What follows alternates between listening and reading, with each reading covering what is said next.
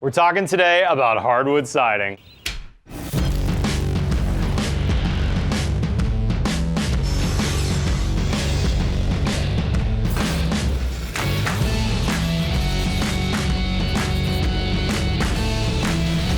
Got a special guest with me today, and we just walked this beautiful lakefront house that our company's building with local architect Hugh Jefferson Randolph.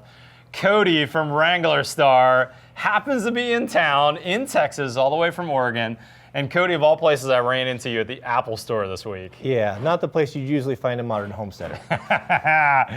Cody, I've been following you for about 6 months on YouTube, and if you don't know this guy, you gotta get out and check out his channel. He has some awesome videos. You totally influenced my chainsaw and my splitting maul axe that I just recently bought from watching your channel. I see a few of my suggested items around here. A couple of those are here, that is for sure. Cody, thank you for joining me. It's been really fun to tour this house with you.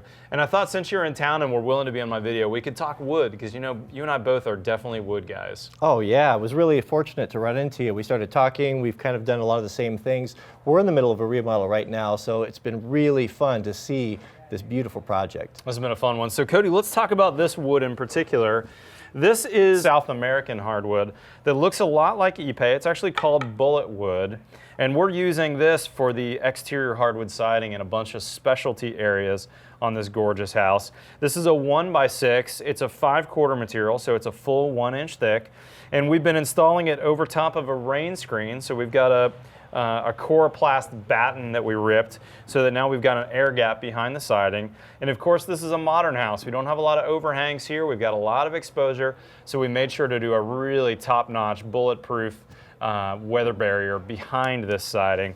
But Cody, what about this would you say is different than the woods that you're seeing in Oregon being used? Oh, it's just so different than anything we typically use. We're going to use either a fir or a cedar, things that are much softer. I really like this stuff. It's would just wear like iron. UV, it's going to hold up really well. The thickness of it, it's a beautiful product. I've never seen anything like it used for siding. Yeah, it's a little different, and of course the design that we're doing here is a screwed install where we're pre-drilling it and then we're plugging it later to make sure that all those stainless heads are covered up. And we're not putting a finish on this. This is actually going to gray out over time. But in the past, when I've used a tropical wood like this, it grays out beautifully. It's very dimensionally stable. It's a really impressive product.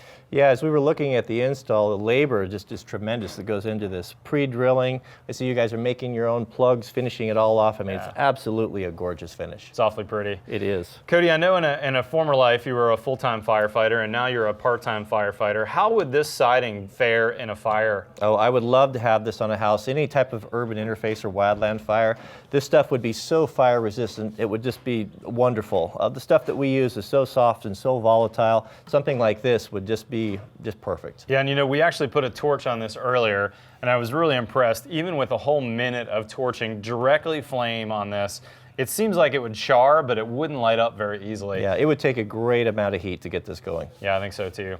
Hey, the last thing I want to talk about with you, Cody, while I got you on video, is I want to touch briefly on craftsmanship. You know, the crew of mine that's doing this is a crew that regularly works on my houses, and they're guys that just do fantastic work. And I know both of us have had a background in production building in a past life. As you walk around the site today, and we've talked about craftsmanship, what is it about the craftsmanship that stands out to you? Well, it's nice, this project, that you have the means, the ability, the budget to do really high-end work, because this is not the case for a lot of people. It's not that there aren't guys that have the ability to do it. I've worked in the trades my whole life, and I've seen guys that were extraordinary carpenters. They're just not given the time to do it. Yeah. So to tour your site and to see things being done properly, just the siding, for example, you can't hide it with trim. You can't hide it by caulking it or cutting corners. Everything's going to show. So it's just really beautiful, the work you guys are doing. Cody, I really appreciate it. Thank you so much for joining me out on the job site today. Hey, for more information on Wranglerstar, visit their YouTube channel. He's got a great blog. He does some great Instagram and Twitter posts as well, so follow him. I'll have links on all those in the description below. Otherwise, join me next time on The Build Show.